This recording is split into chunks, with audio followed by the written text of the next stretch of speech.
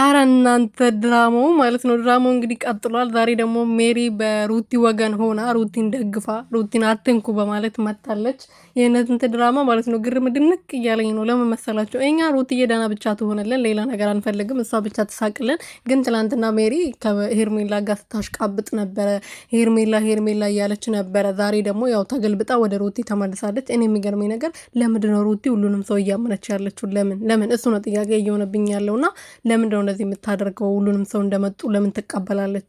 ለምን ትላንትና ያደረጓትን ነገር ለምንድን ነው የምትረሳው ነው ጥያቄውና ትላንትና ዳኒ ከሷ ጋር ሲያሽቃብጥ ነበር። በአንድ ቀን ነው እንግዲህ ተቀይሮባት ወደ እነሱ የዞረው።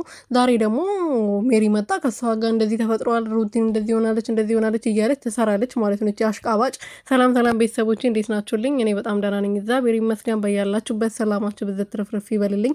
እንግዲህ ድራማው ቀጥሏል። ሜሪ ለብዙ ጊዜ ቻናሏ ላይ ቪዲዮ ለቃ አታውቅም። ነገ ቪዲዮ ለመልቀቅ ብላ ዛሬ እንግዲህ መግቢያ ሰርታ በሩትዬ ቤት ነው ቪዲዮ የተለቀቀው። ተመስገን ከስንት ቀን በኋላ ነው ቪዲዮ የተለቀቀውና እንደዛም ሆኖ እኛ ሰላም እንድትሆን ነው የምንፈልገው። ግን ሜሪ ሩትዬ አንዳቸው ሜሪ ከሩት ጋር ስትጣላ ዳኒ ከሷ ጋር ይሆናል። ዳኒ ስትጣላ ደግሞ ሜሪ ከሷ ጋር ትሆናለች እና ለጥቅም ነው የሚፈልጓት። እሷ ግን አልገባትም። ለማንኛውም ይመቻቹ። አንቺ ደህና